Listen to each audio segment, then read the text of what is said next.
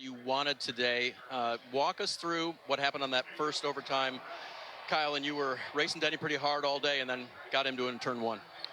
Yeah, I got in hot on that restart and just got myself tight and up the track into Ross. So hate that. And then, then the next one I got just kind of out of shape through the gears. And then we ran out of fuel after that. So, salvaged the top 10, but disappointed. But, okay, with the you get a top 10 there, I didn't think that was possible. So just, bummed, but just hate that. You rode Denny pretty far down into the corner there. Were you trying to send a message, and did that just not work out well?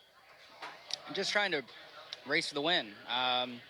Was hoping to kind of get him out of shape and get me some clean air to the bottom. I knew being second row, you're kind of in trouble. So I was going to do what I could to just get him washed off the bottom.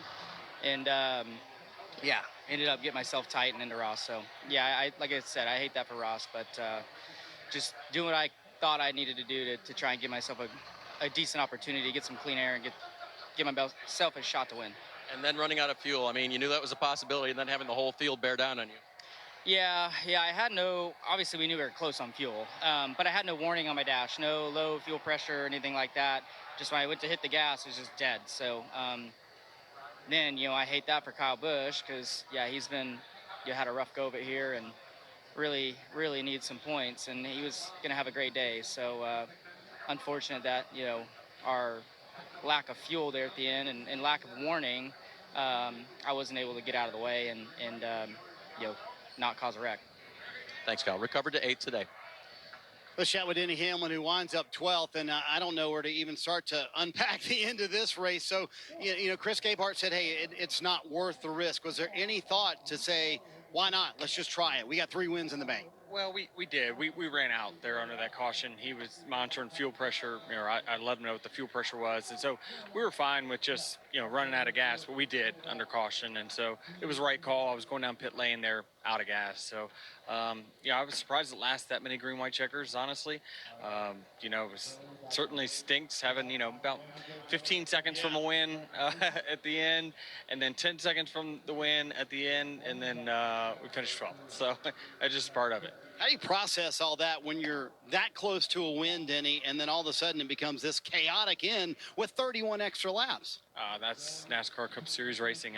Once you get one of these green, white checkers, it's going to be chaos, and everyone's just going to run into each other, and it's just part of it. You know that there's multiple green, white checkers coming, and certainly when we're strategizing for a race, we can't really predict for that. So we just needed Cindric not to spin out the first time, and then this would have been over. But, it's just part of racing. I know you don't want this thing between you and Kyle Larson to become a thing, Denny, but it obviously crops up every week. And Chris Gabehart to tell you on the radio, hey, calm down. We have a car that can win the race. What was your take on the way he raced you? Oh, I thought it was fine. We were messing around with each other like we were last week. We were battling for third right there on the stage, and he ran me up, which was all good. I ran him up last week a little bit.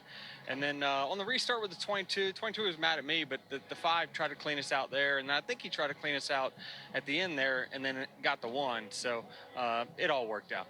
And Denny has been very clear on this podcast and in all his media interviews. Hey, I just think everything that I'm doing with Kyle Larson, good, hard racing, in his opinion, no different tonight.